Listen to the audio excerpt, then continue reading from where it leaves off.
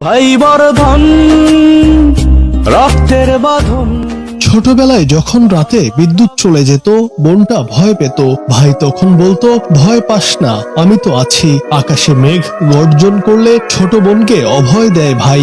ভাইয়ের কণ্ঠ শুনলেই বোন যেন সাহস পায়। ভাই বোনের সম্পর্কটা যেন এমনই, অবুঝ হলেও যেন বোনের ঢাল ভাই। ভাই মানেই বুক ভরা সাহস। আবার বোন বড় হলেও ছোট ভাইয়ের প্রতি যেন একই দায়িত্ব পালন করে, আগলে রাখে ছোট ভাইকে।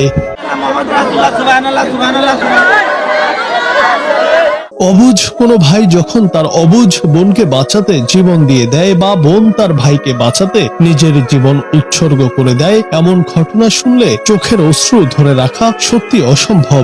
সম্প্রতি এমনই এক ঘটনার সাক্ষী হলো জামালপুরের মাদারগঞ্জের মানুষ। মৃত্যুর পর পানির নিচে দুই ভাই বোনকে পাওয়া যায় গলায় জড়িয়ে ধরা অবস্থায়। অবুঝ ভাই বোন একে অপরের গলা জড়িয়েছিল, আর সে অবস্থাতেই তাদের মৃত্যু হয়। আল্লাহ আল্লাহ আমার মায়ের বাজাই দিয়ে যায় ও আল্লাহ ও ও ও ও মাই ও।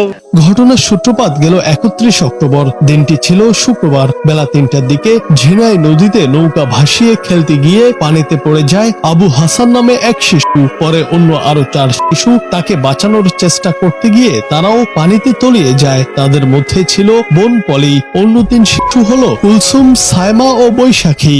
আমি পরে খবর পাইছি গো, আমি মোটরসাইকেল দাইতেই মোটরসাইকেল কোন ফালাই দিছি গো। ঘটনার পরপরই আশপাশের মানুষ তাদের উদ্ধারে ঝাঁপিয়ে পড়ে। পরবর্তীতে ফায়ার সার্ভিস খবর দেয়া হলে তারা এসে 3 শিশুকে উদ্ধার করে, তবে মৃত অবস্থায়। এর মধ্যে আবু হাসান ও পলি দুই ভাই বোনকে পাওয়া যায় একে অন্যের গলা জড়িয়ে ধরা অবস্থায়। পরের দিন 1 নভেম্বর এক শিশু এবং আজ 2 নভেম্বর সকালে আরেক শিশুর মরদেহ উদ্ধার করা হয়। এই মর্মান্তিক ঘটনায় 5 শিশুরই মৃত্যু হয়েছে। তবে দুই ভাই বোনের গলা জড়িয়ে ধরা অবস্থায় পড়ে থাকার সেই দৃশ্য দেখে নিস্তব্ধ হয়ে যায় পুরো এলাকা। শুধু শোনা যাচ্ছিল আহাজারি আর নদীর ঢেউয়ের শব্দ। কখনো কখনো ভাই বোনের ভালোবাসা এমন এক সীমায় পৌঁছায় যেখানে জীবন আর মৃত্যুর মাঝেও থাকে কেবল সম্পর্কের টান। ভাই বোনের সম্পর্ক যেন এমনই এক সম্পর্ক যে সম্পর্ক মৃত্যুও ছিন্ন করতে পারে না। মৃত্যুও হার মানে এই সম্পর্কের কাছে।